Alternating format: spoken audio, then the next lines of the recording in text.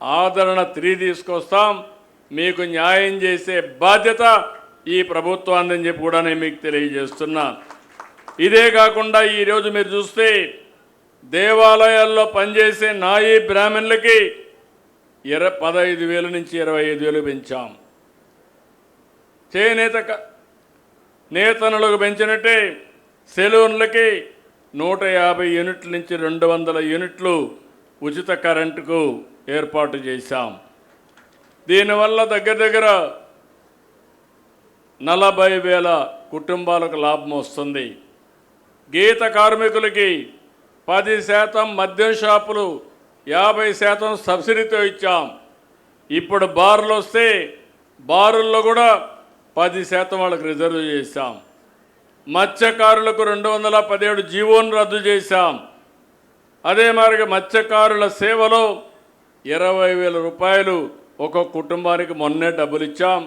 259 కుటుంబాలకు ఇచ్చాం.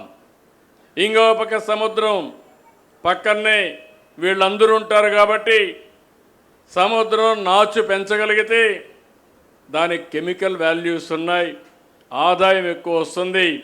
సీవీడ్ నుంచి పరిశ్రమలు తయారు చేసే విధంగా కార్యక్రమాలు చేపట్టి ప్రత్యేకంగా మత్స్యకార మహిళల్ని ఇందులో భాగస్వాములు చేస్తామని చెప్పి నేను మీకు తెలియజేస్తున్నా. ఇదే కాకుండా వడ్డెరున్నారు, వాళ్ళ వృత్తి రాళ్ళు కొట్టి అమ్ముకోవడం. ఆ క్వారీస్ అన్నీ మినిమం 10% వారికే రిజర్వ్ చేయాలని కార్యక్రమానికి శ్రీకారం చుడుతున్నాం.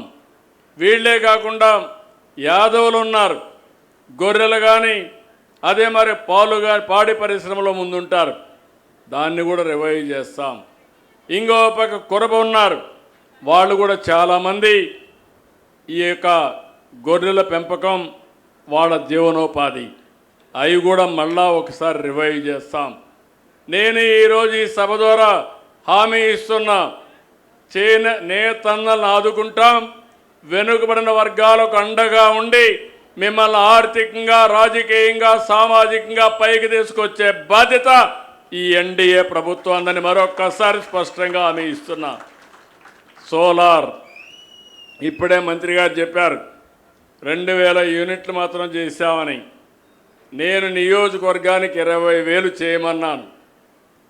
ఈరోజు మీరు ఒక్కసారి చూస్తే ఎస్సీ ఎస్టీలకి 60,000 వరకు, అదే మరి ఉచితంగా 2 కిలోవాట్ల వరకు ఇస్తున్నాం. బీసీలకు అదనంగా 20,000 రూపాయలు అంటే 28,000 రూపాయలు అదనంగా ఇస్తున్నాం. అంటే దగ్గర 70,000 రూపాయలు 3 కిలోవాట్లకు సబ్సిడీ కేంద్రం ఇస్తే నేను ఒక 28,000 రూపాయలు అదనం చేసి 3 కిలోవాట్లు పెట్టుకోగలిగితే 98,000 రూపాయలు నేరుగా మీ అకౌంట్లో సబ్సిడీ ఇస్తాం. అక్కడి నుంచి ఇంక కరెంటు ఛార్జీలు కట్టే పనే ఉండదు. ఇప్పుడు నేతన్నలు ఉన్నారు, మీరందరూ గుర్తుపెట్టుకోవాలి. ఇప్పుడు నేనంతా కూడా 200-500 యూనిట్లు ఉచితంగా ఇస్తాను కాబట్టి కరెంటు ఉత్పత్తి చేయడం మానేయొద్దండి. అవసరమైతే మీరు పెట్టుకుంటే మీకు హామీ ఇస్తున్నా, ఈ 200 యూనిట్లు ఉచితంగా ఇస్తా. అదే సమయంలో మీరు ఉత్పత్తి చేసే కరెంటుకి అదనంగా డబ్బులు ఇచ్చే మార్గం కూడా నేను చూపిస్తాను, మీకు ఆ డబ్బులు కూడా ఇస్తాను. ఇక్కడ 10,000 రూపాయలు డబ్బులు సంపాదిస్తే అక్కడ 4-5,000 రూపాయలు డబ్బులు సంపాదించుకునే అవకాశం వస్తుంది. అది కూడా మీరు ముందుకెళ్ళండి. మీరు చేసుకోగలిగితే ఇది మంచి అవకాశం అని చెప్పి కూడా నేను మీకు తెలియజేస్తున్నా. ఈరోజు ఈ ప్రభుత్వం దగ్గర ఎవరన్నా ఇళ్ళు కట్టుకుంటే బీసీలకు 50,000 రూపాయలు అదనంగా ఇస్తున్నాం. ఇది ఇప్పుడే కాదు, చేనేత కార్మికులకు ఎప్పటి నుంచో ఈ కార్యక్రమాన్ని అమలు చేశాం. రాబోయే 5 ఏళ్లలో సంవత్సరానికి 40,000 కోట్ల చొప్పున 2 లక్షల కోట్లు దగ్గర మీ మీద ఖర్చు పెట్టబోతున్నాం. స్థానిక సంస్థలు నామినేటెడ్ పదవుల్లో 34% రిజర్వేషన్లు కల్పించాం. నా ఆలోచన ఒకటి, చట్టసభల్లో 33% రిజర్వేషన్లు వెనుకబడిన వర్గాలకు రావాలి. ఇది వచ్చే వరకు మీ తరపున పోరాడతామని మరొకసారి మీ అందరికీ హామీ ఇస్తున్నా.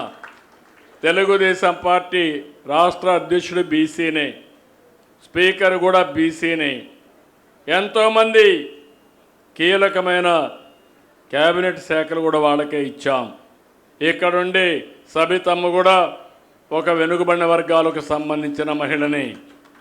ఇవన్నీ కూడా మీరు ఒకసారి చూస్తే ఇలాంటి కార్యక్రమాలన్నీ చేసి మనం ముందుకు పోతా ఉంటే 5 సంవత్సరాలు ఒక భయంకరమైన వాతావరణం. ప్రొద్దుటూరులో చేనేత వర్గానికి చెందిన నందం సుబ్బయ్య అతి కిరాతకంగా చంపేశారు. ఆ కుటుంబాన్ని ఆదుకున్నది తెలుగుదేశం పార్టీ. పల్నాడులో చంద్రయ్య, ఒక చంద్రయ్య కాదు, 10ల సంఖ్యలో వెనుకబడిన వర్గాలను చంపేశారు. ఆ చంద్రయ్య విషయం చూస్తే ఆ రోజు పాలకులు వాళ్ళ పేరు చెప్పమంటే ఏమాత్రం కూడా మెడ మీద కత్తి పెట్టి బెదిరించినా వాళ్ళు చెప్పిన మాట